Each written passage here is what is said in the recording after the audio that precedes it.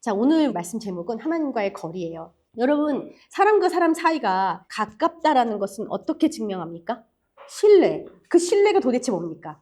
어떻게 여러분 신뢰한다는 걸 증명합니까? 어떤 영향을 줍니까, 여러분 삶에? 닮아가죠. 가까운 사람하고 여러분 특별히 뭘 해요? 시간을 많이 보내면서 뭘 해요? 밥을 먹으면서 뭘 해요? 속마음도 털어놓고 또 솔직한 대화, 그 사람에게 나의 중요한 일들, 나만 아는 것들을 솔직하게 쉐어를 하면서 함께 결정을 해요. 결혼하게 되면요, 파트너와 또는 허스밴드 와이프하고 뭘 많이 하냐면 함께 결정을 진짜 많이 해요. 함께 집을 구하고 함께 어디 갈지를 정하고 함께 자녀를 낳을지 안 낳을지 결정하고 그 전에 함께 결혼을 할지 안 할지 결정하고 이런 것들을 함께 한단 말이에요. 그게 가까운 거리죠. 우리는 가까운 사람을 정의할 때 중요한 것을 같이 상의하는 사람이라고 이야기할 수 있어요. 성경에 보면 이스라엘 백성들이 이집트에 살 때 분명히 하나님을 모르지 않았단 말이에요. 조상들한테 다 들었어요. 그리고 하나님의 존재도 다 알았어요. 그랬기 때문에 이 사람들이 고통스러웠을 때 하나님 앞에 부르짖었죠. 그래서 하나님이 정말 모세를 통해서 많은 기적을 보여주면서 이 이스라엘 백성들을 이집트의 노예 생활에서 건져냈다는 것을 우리는 아주 잘 압니다. 그리고 홍해를 건너서 광야에서 살면서 하나님은 이 백성들과 가까워지고 싶었어요. 무슨 얘기냐면요, 우리가 하나님을 믿기 시작했어요. 그 다음에 하시는 일은 하나님은 우리와 관계를 맺고 싶어 해요. 그래서 하나님이 어떤 분인지 알려줍니다. 그리고 나도 너희가 어떤 사람인지 알고 싶다. 하나님 이미 여러분에 대해서 누구보다도 잘 아신단 말이에요. 자, 그렇다면 이제 우리가 무슨 결정들을 해어갈 때 하나님과 함께 상의하기를 원하시겠죠. 그렇죠? 그리고 서로 많은 시간을 보내고 서로 닮아가기를 원하고 또 서로 함께 많이 밥 먹기를 원하겠죠. 백성들이 광야에서 여전히 힘든 일이 다 사라진 건 아니에요. 어쨌든 이집트에서는 먹고 사는 건 괜찮았으니까. 그런데 이 광야에서 사실 먹고 사는데 문제가 있진 않았잖아요. 하나님이 메추라기, 만나 주셨잖아요. 물 다 주셨잖아요. 그런데 도대체 어떤 고통이 있었냐면요, 정착할 수 없는 고통, 거기다가 미래가 어떨지 모르는 고통, 그리고 내가 가고 싶은 곳으로 내가 가고 싶을 때 가지 못하는 고통, 이런 것들이 또 새로운 고통으로, 염려로, 두려움으로 이 사람들 삶에 엄습해 있었을 거예요. 이렇게 다니다가 또 어떤 민족을 만나서 갑자기 싸워야 될 수도 있고, 또 이렇게 다니다가 병들면 어떻게 될지 모르고 또 여러 새로운 그런 염려 속에 살고 있었어요. 그러니까 하나님을 만나고 나서 모든 고통이 다 사라진다? 그건 아니에요. 새로운 염려가 우리 삶에 다가와요. 그거는 하나님이 허락하신 거예요. 그쵸? 광야에서 하나님이 이런 염려들을 허락하셨어요. 너희가 한 곳에 있지 말고 계속해서 성막을 짓고 그 다음으로 움직여라. 내가 그곳에 임하는지 안 임하는지 그때그때 예배함으로 봐라. 나와 계속 소통하자 하시면서 하나님이 요구하신 것들이었어요.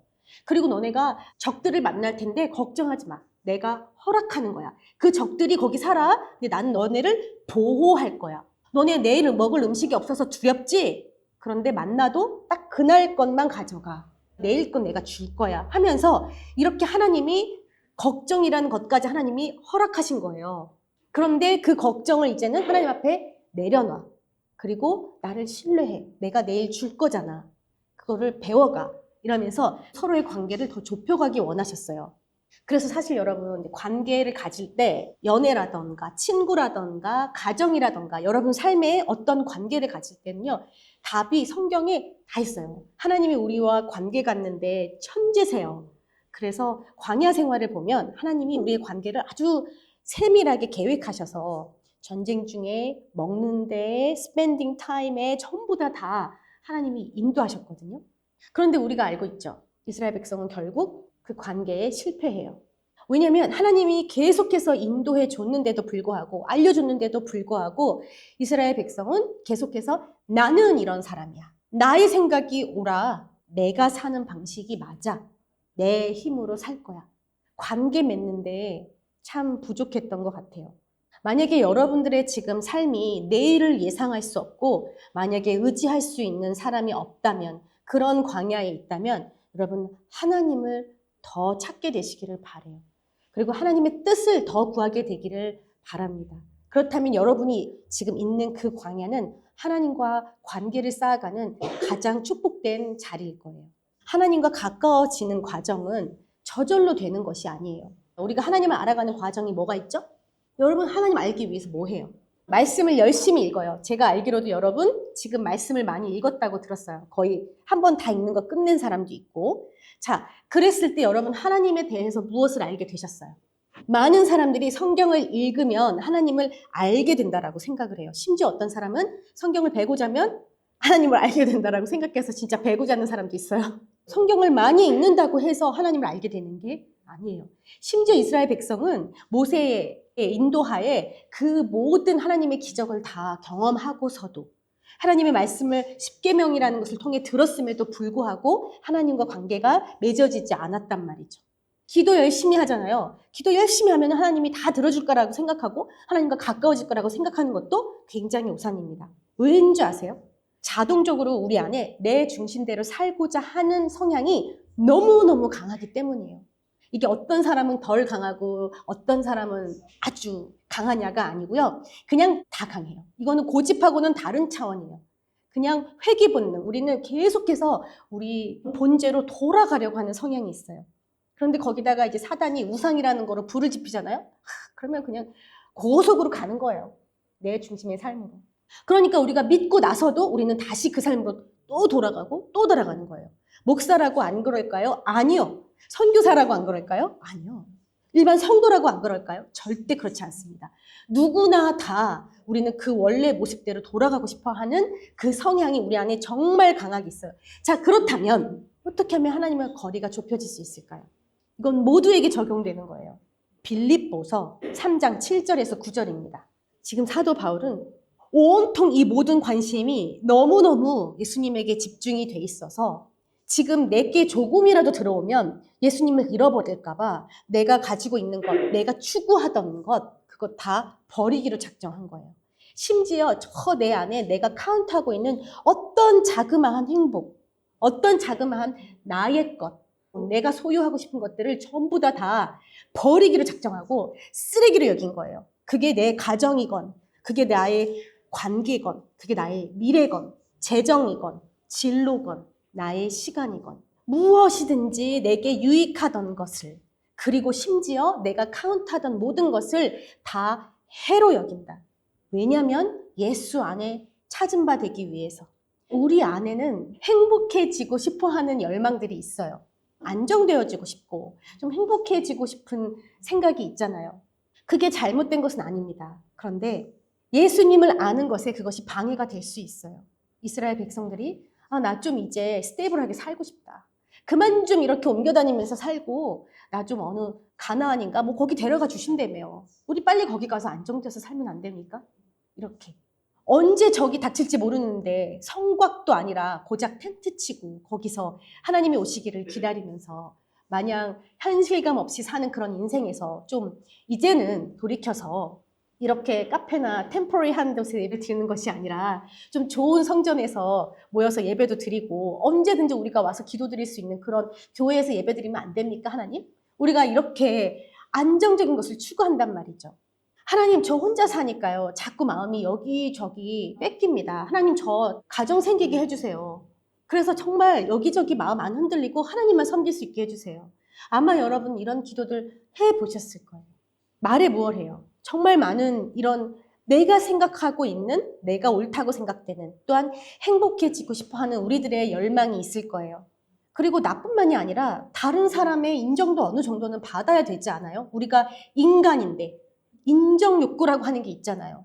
다른 사람들이 아무도 인정해주지 않는 삶이 누가 옳다고 해줘요. 그런데도 계속 예수님 때문에 그 삶이 옳다라고 살아갈 수 있는 건 어마어마한 용기가 필요한 거예요. 근데 사도 바울은 그래서 모든 것, 내가 그동안 공부해온, 내가 그동안 살아온 나의 경력, 내가 전도 열심히 한 이런 모든 나의 모습들, 성령이 충만했던 모습들, 이런 거 난 다 버리겠다. 내가 카운트하고 있는 어떤 그 옳은 것이라고 생각하는 것들 다 버리겠다 하고 작정한 거예요. 이렇게 해야 하나님하고 관계가 생긴다는 것을 사도 바울은 인지한 거예요. 안 그러면 나는 또 다시 돌아가서 나의 행복을 쫓고 또 다시 돌아가서 내 생각의 옳음을 증명하려고 하면서 그런 내 인생을 살게 되기 때문에 하나님이 나에게 내가 너에게 인생을 주었다. 그러니까 너는 그 인생을 잘 살아내 라고 하는 어떤 상하 관계가 아니라 하나님은 내가 너와 함께 하겠다고. 임마누엘의 하나님으로 함께 하겠다고 하신 거예요. 그러니까 우리 인생에서 하나님과 분리되는 것이 아니라 하나님이 우리와 더 가까워지고 싶어 하는 것처럼 우리도 계속해서 하나님과 가까워지는 겁니다. 그러기 위해서는 우리가 행복으로 여기는 것들을 해로 여겨야만, 그래야만 내게 심지어 유익한 것, 내게 좋은 것까지도 해로 여겨야만 하나님과 가까워질 수 있다는 것을 지금 사도 바울이 선포하면서 고백해요. 자, 더 놀라운 거 볼까요? 이 모든 내게 유익하던 것들을 다 버리면 나는 그 다음에 예수님을 가져. 이게 아니고요. 아마도 예수님과 관계가 더 깊어질 거니까. 아마도 하나님이 나를 찾으실 거니까. 이것은 여러분 어마어마한 용기예요. 다른 사람들이 다들 나의 인생에 옳다고 찬송해 주는 것들, 또한 내가 옳다고 생각하는 것들, 이런 것들이 심지어 하나님과의 관계를 흐릿하게 만든다는 것을 바울은 알았던 거죠.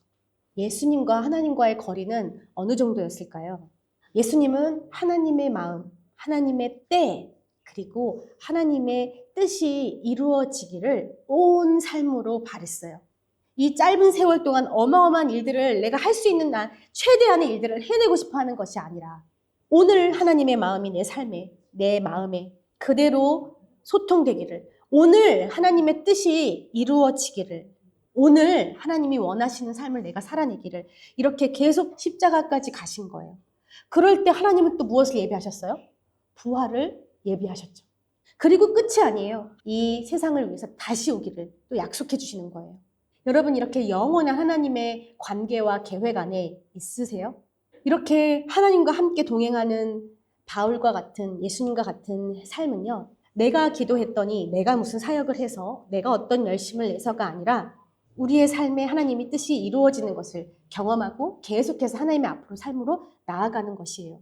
이 삶은 한 번의 만남을 통해, 한 번의 성령의 충만함을 통해서 끝나는 것이 아니고 말씀처럼 구하라, 두드리라, 찾으라 이러면서 끝까지 하나님 앞에 계속해서 나아가는 겁니다. 그러면서 결코 세상에서 답을 찾지 않는 거예요. 이렇게 하다가 안 되면 하나님의 뜻이 아닌가 보지 뭐. 이러면서 뭐 딴 데 가면 되지 뭐. 딴 거 하면 되지 뭐. 뭐 안 되면 누구한테 부탁하면 되지 뭐. 이렇게 하면서 세상에서 답을 찾는 것이 아니라 끝까지 하나님 앞에 구하고 하나님 앞에 두드리고 하나님 앞에 찾는 삶인 거예요. 그래서 하나님의 뜻이 내 삶에 하나님의 때에 이루어지기를 끝까지 구하는 겁니다. 하나님의 때를 구해야 되는데, 하나님의 뜻을 알아야 되는데, 우리가 하나님의 마음을 가져야 하는데 어느 자리에 있든지 무엇을 하든지 우리는 기도할 수밖에 없는 거예요. 잠이 들 때도 하나님 오늘 꿈에서 어떻게 나타나 주실 거예요? 기대하고 자고, 눈 뜨자마자 그 꿈에 대해서 하나님하고 이야기하고, 오늘 하루는 하나님 저에게 어떻게 임하실 거예요? 기대하고. 우리의 본성이요, 전부 다 내가 원하는 평안함, 행복, 그리고 내가 얼만큼 기여할 수 있는지, 나의 책임, 내가 할 수 있는 부분에 대해 계속해서 우리는 집중이 되고 돌아가요. 정말 온 삶을 하나님 앞에 뜨겁게, 하나님 꿈에서도요, 정말 눈 뜨고 돌아다니면서도요, 누구를 만나면서도요, 내가 어떻게 돈을 쓰면서, 어떻게 시간을 쏟으면서도 하나님 이 모든 순간에 하나님을 환영하고 모셔드려요. 하나님의 뜻을 알고 싶어요. 하나님 뜻이 내 삶에 이루어지는 것을 보고 싶어요. 하나님과 가까워지고 싶어요. 동행하고 싶어요. 두드리고 찾는 여러분이 되시기를 원합니다. 하나님은 우리가 하나님을 찾기 원하시고, 그 다음에 하나님은 우리에게 말하기 원하시고, 그러면서 가까워지기를 그 누구보다도 원하세요. 그것을 위해서는 기적도 마다하지 않으시고, 그것을 위해서는 우리에게 고통을 주는 것도 마다하지 않으세요. 우리가 한 발은 세상에, 한 발은 하나님 앞에 놓고서는요, 언제고 돌이킬 수 있는 내가 가지고 있는 나의 능력과 내가 생각하고 있는 행복, 나의 안정을 가지고 있는 한 우리는 이 하나님의 예비하심을 볼 수가 없어요. 그렇기 때문에 바울이 오늘 말씀에서처럼 나는 결단한다. 이 모든 것을 쓰레기로 여기기로, 심지어 나에게 유익한 것, 아니 모든 것을 쓰레기로 여기기로 결단한다. 그럴 때만 볼 수 있는 하나님의 약속이 있어요. 우리가 참 가난할 때 하나님을 많이 찾아요. 그래서 여러분, 가난하기로 작정할 수 있으시겠어요? 지금 빨리 하세요. 나중에 뭔가 여러분 손에 있을 때 정말 하기가 힘들거든요. 가능한 한 빨리 하세요. 왜냐하면 우리가 나의 편리를 위해서 돈을 법니다. 그래서 하나님이 이 돈의 주인임을 인정하지 않아요. 근데 가난할 때 우리는 뭘 하냐면 내가 컨트롤을 잘 못하니까 하나님이 해주세요 하고 금세 맡길 수 있는 거예요.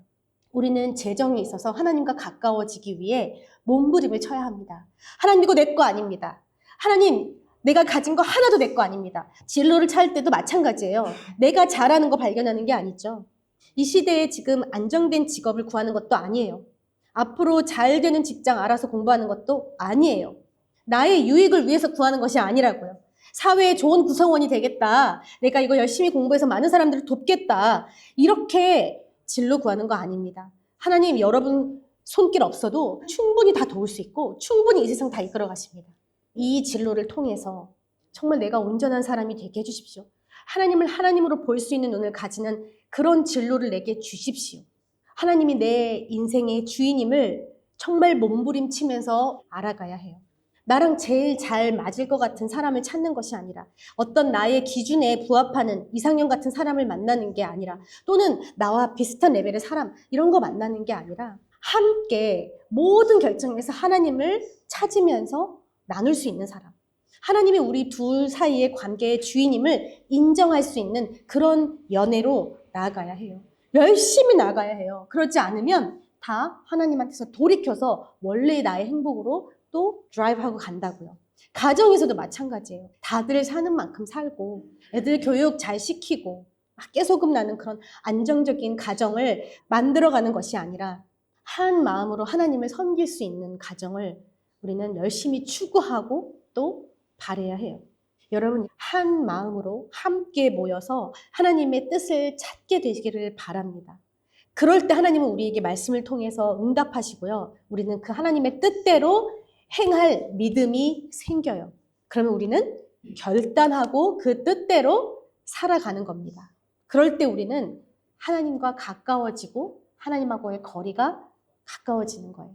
저는 여러분하고 가장 가까운 사람이 누굽니까? 라고 물으면 하나님이요 라고 대답하는 오픈처치 성도들 되기를 소망해요. 하나님과 가까운 관계에 있는 사람들은요, 환경의 어떤 변화에도 흔들리지 않습니다.